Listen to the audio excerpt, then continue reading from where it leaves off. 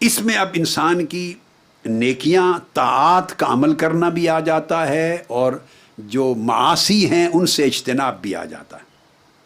عمل طاعات بھی آتا ہے اور اجتناب عن المعاصی بھی آتا ہے، گناہوں سے بچنا۔ یہ آسان ہو جاتی ہیں جب اپنی زندگی کو بندہ ان اصولوں پر استوار کر لیتا ہے۔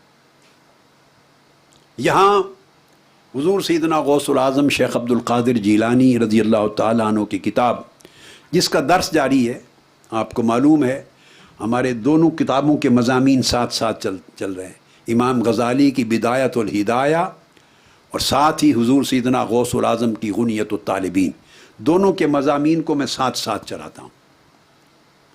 صاف ظاہر ہے اس کے ساتھ پھر آگے پیچھے درمیان میں چیزیں سمجھانے کے لیے پھر بہت ساری وضاحت طلب امور ہوتے ہیں جو میں سمجھاتا رہتا ہوں۔ وہ اضافی چیزیں ہوتی ہیں مگر وہ انہی کی خیرات میں سے ہوتی ہیں۔ ان میں دیگر ائمہ کی بھی تصریحات ہوتی ہیں، اکابر اور علماء، اولیاء، صوفیاء، عرفاء، ان کی بھی تشریحات ہوتی ہیں، ان کی بہت سی خیرات ہوتی ہیں۔ حضور سیدنا غوث العظم رضی اللہ تعالیٰ عنہ نے یہ جو میں نے عرض کیا اس کے باب میں فرماتے ہیں، یعنی توبہ جب انسان کرتا ہے تو وہ توبہ میں سب سے پہلا قدم یہ تھا کہ جس بندے پر اے بندے تو نے ظلم کیا تھا اور اس نے جو تجھ سے قیامت کے دن طلب کرنا تھا، مطالبہ کرنا تھا، وہ تو اسی دنیا میں اس کو ادا کر کے قیامت کے دن کے مطالبے سے چھٹکارا پا لے، یہ توبہ ہے۔ اور اللہ کے حقوق کی ادائیگی میں جو کوتاہی کی تھی اور قیامت کے دن اس پر باز پرس ہونی تھی، قیامت کے دن کی باز پرس ہونے سے قبل اسی دنیا میں تو اس کی ادائیگی کر کے رہائی پا لے۔ یہ میں نے خلاصہ دے دیا پھر اس توبہ کا۔ یہ بیان جب کیا تو اس کے بعد وہ فرماتے ہیں وَأَمَّا مَنْ حَاسَبَ نَفْسَهُ فِي الدُّنْيَا،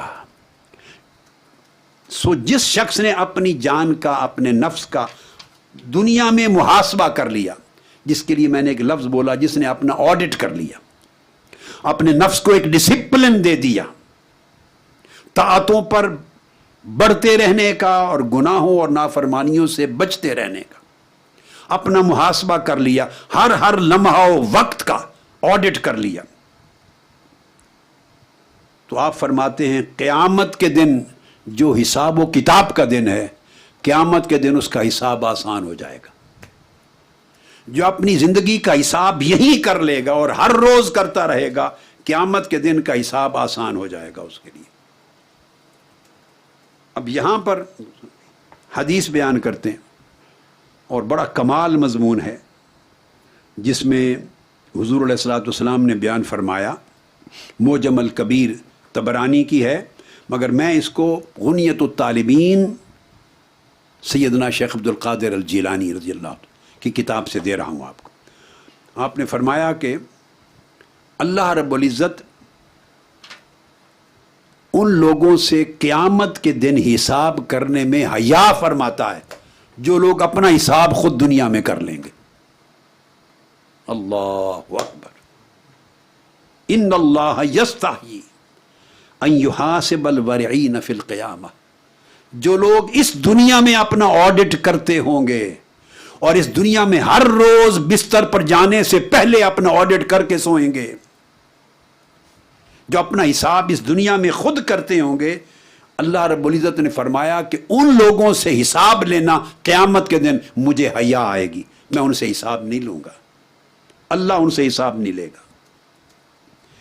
اس لیے حدیث پاک میں یہ بھی ہے جو سیدنا عمر فاروق رضی اللہ تعالیٰ عنہ کا ارشاد گرامی ہے، ان کا جو سنن ترمذی اور مصنف ابن ابی شیبہ میں آیا، وہ آپ نے فرمایا کہ حاسبوا انفسکم قبل ان تحاسبوا، لوگو اپنا حساب خود کر لو اس وقت سے قبل جب تمہارا حساب کیا جائے گا،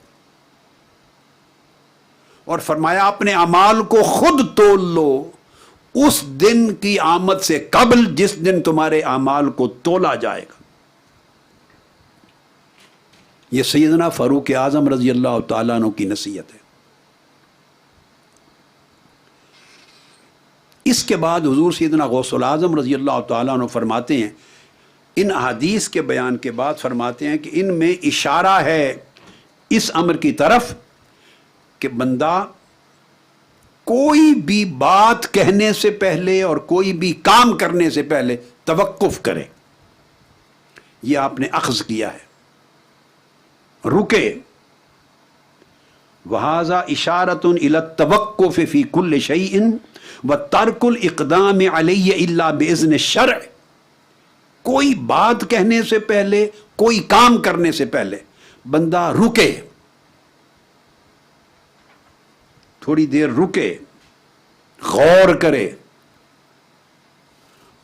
اور دیکھے کہ جو کہنے لگا ہوں کہ اللہ نے اس کی اجازت دی ہے، کہ اللہ کے ہاں ایسی بات کہنا پسندیدہ ہے، کہ اللہ کے ہاں ایسی بات کرنے سے اس کی رضامندی ملے گی، ناراضگی ملے گی، کیا یہ بات اللہ کے قریب لے جائے گی، دور لے جائے گی، کیا اس بات کے کہنے میں کسی کے حق کی ادائیگی ہے یا کسی کی حق تلفی ہے، کیا یہ جملہ بولنے میں کسی پر ظلم تو نہیں ہو رہا، کیا اس جملہ بولنے میں تقویٰ ہے، میرے نامہ اعمال میں نیکی لکھی جائے گی یا گناہ لکھا جائے گا. یہ سارے امور ہیں. بندے زبان کھولنے سے پہلے اپنے لفظوں کو تولو، بولنے سے پہلے تولو کہ جو بولنے لگا ہوں اس کا انجام کیا ہوگا، وہ مجھے کس سمت لے جائے گا، میری اطاعت میں اضافہ کرے گا یا میرے معاصی گناہوں میں اضافہ کرے گا، مجھے اللہ کے قریب کرے گا، متقی بنائے گا یا مذنب اور نافرمان بنائے گا. اور اسی طرح کوئی قدم اٹھانے سے پہلے سوچو کہ یہ جو قدم اٹھا رہا ہوں اس کا انجام کار میرے اعمال کے حساب سے کیسا ہوگا، یہ جو فعل اور عمل کرنے جا رہا ہوں یہ میرے نام اعمال میں کس کھاتے میں لکھا جائے گا، نیکیوں کے زمرے میں یا گناہوں کے زمرے میں.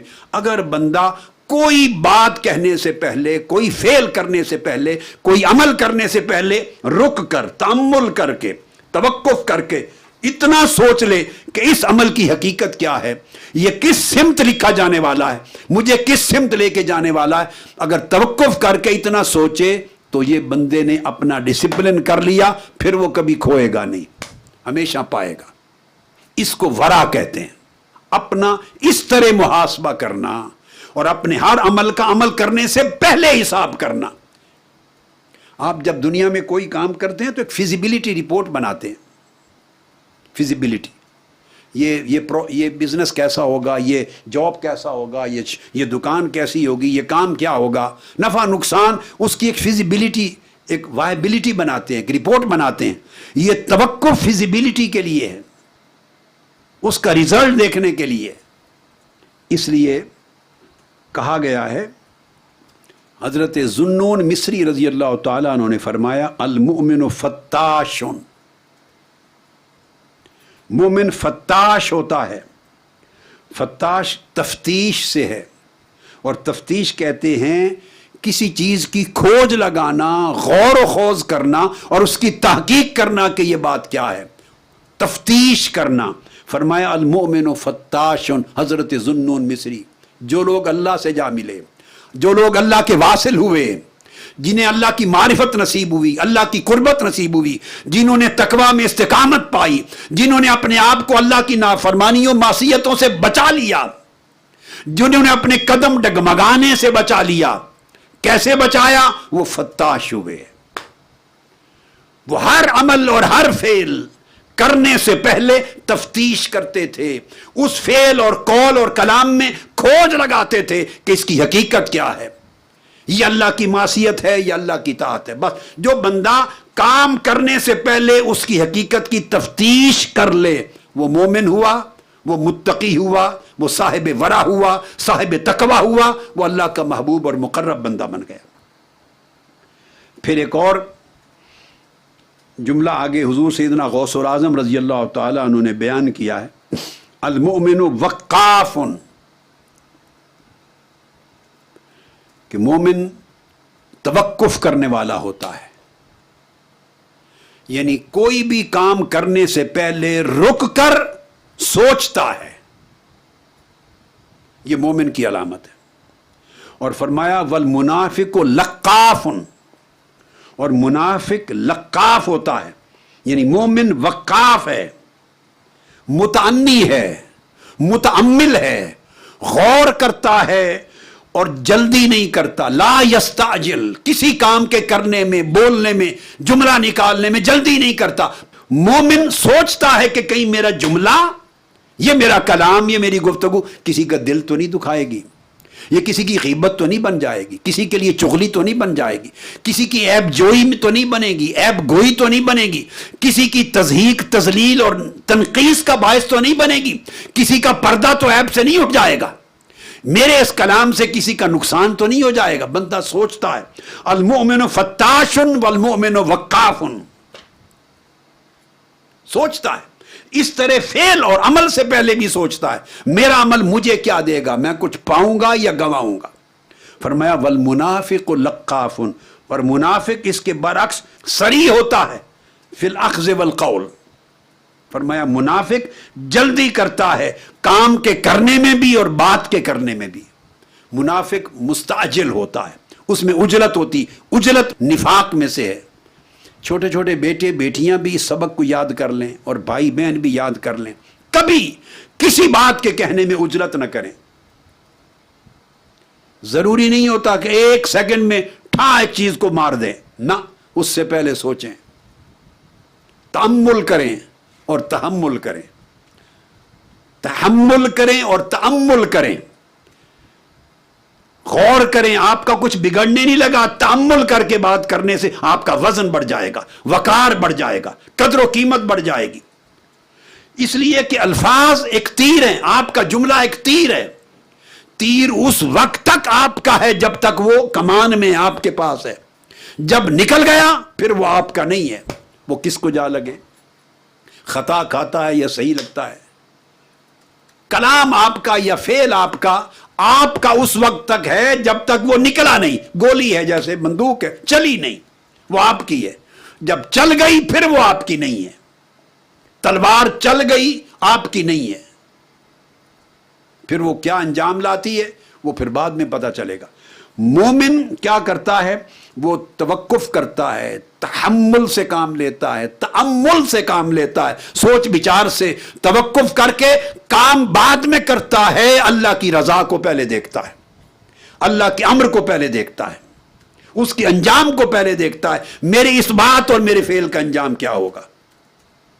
اس لیے ہم جو جلد بازی کرنے والے لوگ ہوتے ہیں، جلد بازی کرتے ہیں بولنے میں، کام میں، عمل میں، معاملے میں، گمان کرنے میں، ہر رائے دینے میں.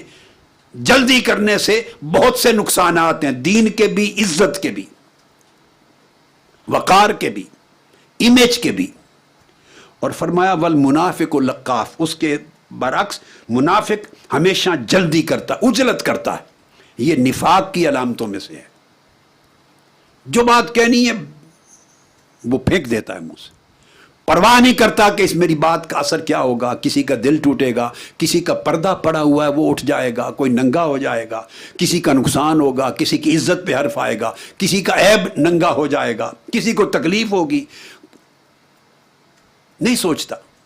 یا یہ قول گناہ ہے تو اس سے میرے نام اعمال میں کیا لکھا جائے گا، وہ تیر مار دیتا ہے اپنے الفاظ کا. یہ منافق کا کام ہے. اب اس کے بعد یہاں حضرت ابراہیم بن ادھم رضی اللہ تعالیٰ عنہ کا قول ہے. ابراہیم بن ادھم رضی اللہ تعالیٰ عنہ سے منقول ہے، انہوں نے فرمایا، جس کو امام ابن عساکر نے روایت کیا ہے، حضور سیدنا غوث العظم رضی اللہ تعالیٰ عنہ نے غنیت الطالبین میں درج کیا. فرمایا کہ اے لوگو، اگر تم اتنی نمازیں پڑھو کہ قیام کرتے کرتے کرتے سوکھ جاؤ لکڑی کی طرح، اتنی نمازیں پڑھو اور اتنے روزے رکھو کہ بالکل پتلی لکڑی کی طرح سوکھ جاؤ.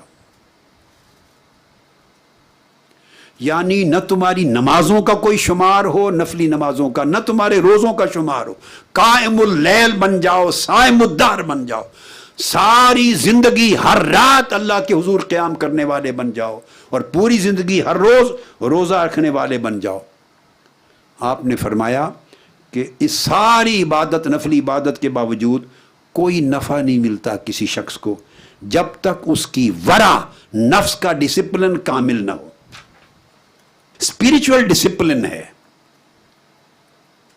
اپنا محاسبہ کرنا، جب تک وہ اپنے نفس کا محاسبہ نہیں کرتا اور نفس کے اندر وہ ضبط، وہ صبر، وہ شکر، وہ تحمل، وہ تأمل، وہ توقف، وہ تقوی کی محبت، وہ تواضع، وہ انکساری، وہ خشوع، وہ خضوع، وہ صدق، وہ اخلاص، وہ امانت، وہ دیانت، وہ صداقت جو نفس میں ہے، جو حلال کا فکر، حرام سے بچنا، پرہیز، یہ جو نفس کی پرہیزگاری ہے، جب تک یہ میسر نہ ہو ساری زندگی راتوں کے قیام نفع نہیں دیتے اور دن کے نفلی روزے نفع نہیں دیتے۔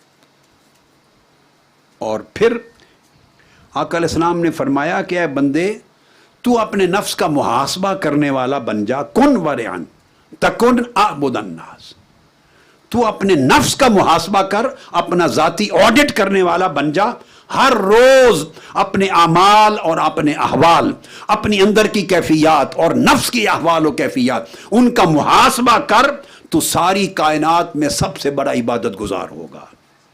یہ حضرت ابو ہریرہ رضی اللہ تعالیٰ عنہ سے مروی آقا علیہ السلام کی حدیث پاک، سنن ابن ماجہ میں اور طبرانی میں اور مسند ابو یعلا میں۔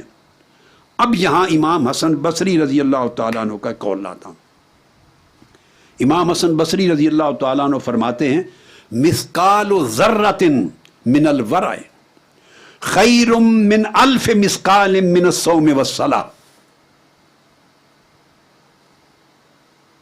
فرمایا کہ ایک ذرہ کے وزن جتنی ورع، یہ جو سیلف ویجیلنس ہے، تقوی ہے، ایک ذرہ کے برابر تقوی، پرہیزگاری، اپنا محاسبہ نفس، ورع محاسبہ نفس، آڈٹ کرنا اپنا، ایک ذرہ کے برابر اگر ورع ہو تو فرمایا 1000 ڈھیر نمازوں اور روزے کے ہوں نفلی تو ان سے بہتر عبادت اور بہتر تقوی ہے۔ 1000 ڈھیر ہوں نمازوں اور روزوں کے نفلی، ان سے بہتر ایک ذرہ ورع کا اس سے اعلیٰ اور افضل ہے۔ اور حضرت موسیٰ علیہ السلام کو اللہ رب العزت نے وحی فرمائی، جس کو امام ابن ابی الدنیا نے اپنی کتاب الزہد میں نقل فرمایا، اور حضور سیدنا غوث العظم رضی اللہ تعالیٰ عنہ نے غنیہ میں روایت کیا۔ اللہ رب العزت نے وحی فرمائی حضرت موسیٰ علیہ السلام کی طرف، فرمایا لا یتقرب الی المتقربون بمثل الورع، ورع جتنا بندے کو میرے قریب کرتی ہے، دنیا کا کوئی متقرب آج تک میرا اتنا قرب نہیں پا سکا۔ اور حضور سیدنا غوث العظم رضی اللہ تعالیٰ عنہ نے یہ بھی بیان فرمایا ہے، قول فرماتے ہیں کہ ایک دینار ہوتا ہے نا، دینار، اس کا چوتھائی حصہ، ایک دینار کا چوتھائی حصہ، اس کو دانک کہتے ہیں، دانک، یہ چھٹا حصہ ہے، چھٹا، ایک دینار کا چھٹا حصہ، یعنی آپ یوں سمجھ لیں 100 روپیہ ہو تو اس کا چھٹا حصہ وہ بن جاتا ہے 14-15 روپے کے قریب جا بنے گا۔ آپ اس کو پاؤنڈ میں لے لیں، آپ اس کو ڈالر میں لے لیں، روپے میں لے لیں، اس کا چھٹا حصہ، تو چھٹا حصہ دینار کا دانک کہتے ہیں۔ فرمایا ایک دینار کا چھٹا حصہ، ایک دانک آپ کو اگر مل رہا ہے تو اس کے لینے سے رک جانا، ہاتھ کو روک لینا، یہ سوچ کر کہ کہیں حرام کی کمائی نہ ہو، اس کا لینا جائز ہے، حلال ہے یا نہیں، اس میں شبہ تو نہیں ہے حرمت کا، اور اس کو واپس لوٹا دینا، ایک دینار کی چھٹے حصے کو حرام ہونے کے شبہ میں واپس لوٹا دینا۔ فرمایا حضور سیدنا غوث العظم بیان فرما رہے ہیں، فرمایا اتنی پرہیزگاری اور ورع، اس قدر چھوٹے سے معاملے میں ورع 600 مقبول حج کرنے سے زیادہ افضل ہے۔ 600 مرتبہ مقبول حج کرنے سے زیادہ بڑی عبادت ہے۔ آپ تصور کر سکتے ہیں؟ یہ پیمانہ ہے ولایت کا جو حضور سیدنا غوث العظم رضی اللہ تعالیٰ عنہ نے سمجھایا ہے۔ یہی کتاب حضور بابا فرید الدین گنج شکر رضی اللہ تعالیٰ عنہ کی، ان کے فرمودات کتابوں میں درج ہیں، اٹھا کے دیکھ لیجئے، آپ کو نفس الشیء یہی تعلیم ملے گی۔ کشف المحجوب اٹھا کے دیکھیے، یہی منوان، یہی فکر، یہی سوچ ملے گی آپ کو۔ آپ طبقات سلمی اٹھا کے دیکھیے، یہی سوچ ملے گی۔ امام قشیری کا رسالہ دیکھیں یہی سوچ ملے گی. حضرت خواجہ معین الدین چشتی اجمیری کو آپ کی تعلیمات کو اٹھا کے دیکھیے یہی سوچ ملے گی. خواجہ نظام الدین اولیاء کو دیکھیے یہی سوچ ملے گی. حضرت بہاؤالدین نقشبند کی تعلیمات کو دیکھیں یہی سوچ ملے گی. شہاب الدین سہرورد کو دیکھیں یہی سوچ ملے گی. امام ابو الحسن شاذلی کو دیکھیں, سید احمد رفاعی کو دیکھیں, جو بھی بڑے ہوئے باجزید بسطامی کی تعلیمات کو اٹھائیں. طبقات سلم میں درج ہے یہ چیزیں. ابو الحسن خرقانی کی تعلیمات کو لے لیں, ذوالنون مصری کو لے لیں, معروف کرخی کو لے لیں, جنید بغدادی کو لے لیں. ان سب کی تعلیمات بڑی بڑی کتب حلیت الاولیاء میں, طبقات سلمی میں, کشف المحجوب, ان سب کتب میں درج ہیں. حضور غوث پاک نے درج کی ہیں, حضور بابا فرید الدین گنج شکر نے کی ہیں, حضرت خواجہ نظام الدین اولیاء کے ہاں کل کتب میں. اصل ولایت یہ ہے, اصل مرتبہ یہ ہے, اصل تصوف یہ ہے, اصل طریقت یہ ہے, اصل حقیقت یہ ہے, اصل معرفت یہ ہے, اصل روحانیت یہ ہے. روحانیت ظاہری رسوم کا نام نہیں ہے.